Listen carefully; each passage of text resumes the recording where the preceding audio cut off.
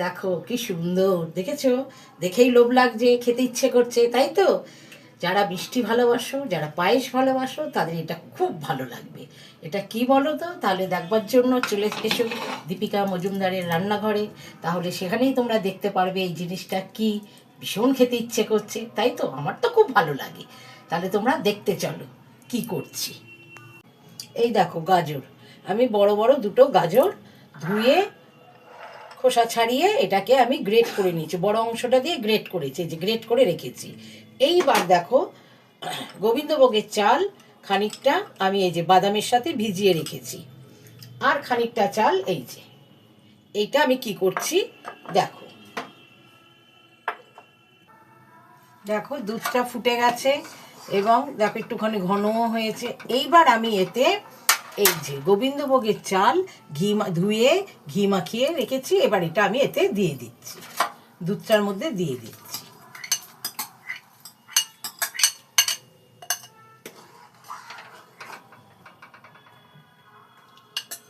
দেখো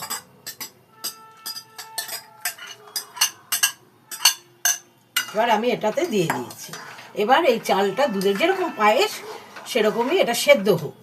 এইবার এই ফাঁকে আমি যে তোমাদের গাজরটা দেখালাম, এই গাজরটার একটা ব্যবস্থা করছি। ওটা ওই উনুনে বসিয়ে দিয়েছি, পায়েসের চাল আর তোমার গোবিন্দভোগের চাল আর দুধটা ওখানে দিয়েছি। এবার এখানে দেখো কড়া বসিয়ে আমি ঘি দিয়ে দিচ্ছি। এটা ঘিতেই হবে, এখানে সাদা তেল দিয়ে কোনো কিছু করা যাবে না। এই যে ঘি দিয়ে দিলাম, আর একটু লাগবে ঘি, কারণ অনেকটাই গাজর। দেখো ঘিটা গরম হোক।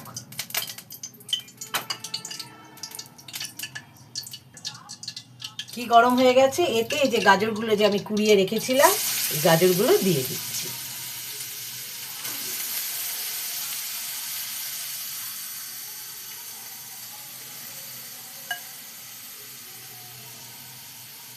যতটা পেরেছে একটু চিপে গাজরগুলো দিয়ে দিচ্ছি। এই দেখো এবার এটা আমি গিয়ে ভেজে নেব। যে কালারটা চেঞ্জ হয়ে যাবে তখনই আমি সেই দুধের মধ্যে যে চাল দেওয়া হয়েছে পায়েসটায়, ওটার মধ্যে আমি এটা দিয়ে দেবো। ওই যে দুধের ওটার মধ্যে পায়েস দিতে ভুলে এই তেজপাতা দিতে ভুলে গেছিলাম, তেজপাতা একটা দিয়ে দিলাম। এবার এটা হোক, আর এটা এখানে ভাজা হচ্ছে। দেখো এখনো রংটা ঠিক চেঞ্জ হয়নি, রংটা চেঞ্জ হয়ে গেলেই আমি ওটাতে দিয়ে দেবো। এবার দেখো ভাজা হয়ে গেছে, কালারটা চেঞ্জ হয়ে গেছে, মানে আমার ভাজা হয়ে গেল।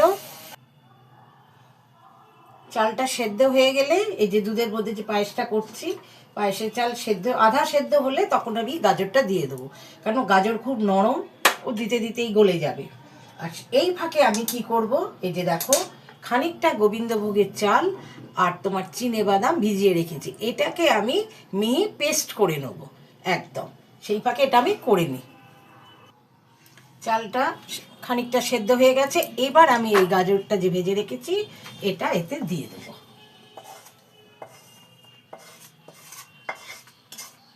এবার এই গাজরটাও চালের সাথে সেদ্ধ হবে।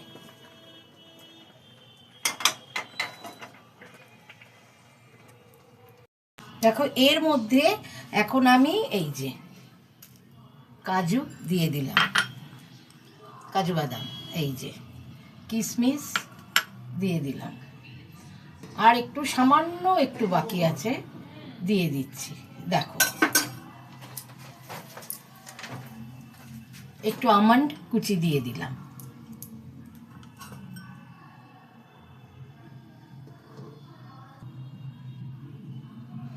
এইবার এতে এই যে এখন শীতকাল পাটালি গুড় দিয়ে দিচ্ছি।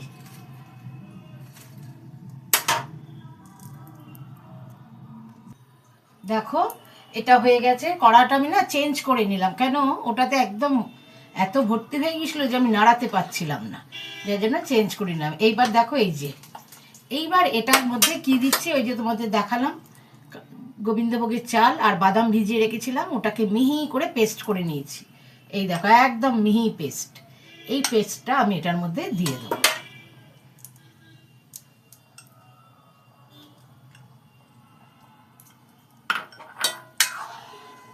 এটার মধ্যে আমি এটা দিয়ে দিচ্ছি।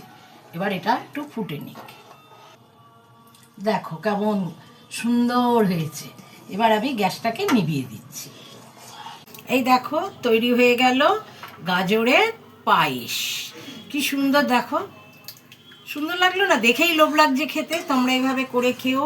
তোমাদের বন্ধু বান্ধব যাদের সাথে তোমাদের যোগাযোগ আছে তাদেরকেও আমার এই রেসিপিটা দিও, তারাও করে খাক। তোমরা খেয়ে আমাকে বলো কেমন লাগলো। আমি তোমাদের ওই লাইক আর কমেন্ট শোনার জন্যই ব্যস্ত। তাহলে আমি এখন রাখি। তোমরা কিন্তু অবশ্যই গাজরের পায়েস খেয়ে দেখো। তবে আমি এটার মধ্যে পাটালি গুড় দিয়েছি বলে আমি কিন্তু তোমার ছোটো এলাচের গুঁড়ো দিইনি। যদি তোমরা চিনি দিয়ে করো তাহলে তোমরা একটু ছোটো এলাচের গুঁড়ো দিও। পাটালি গুড়ের সাথে দিইনি, তাহলে পাটালি গুড়ের যে একটা গন্ধ সেটা আমার পক্ষে ভালো লাগে না। এটা যার যার ব্যাপার।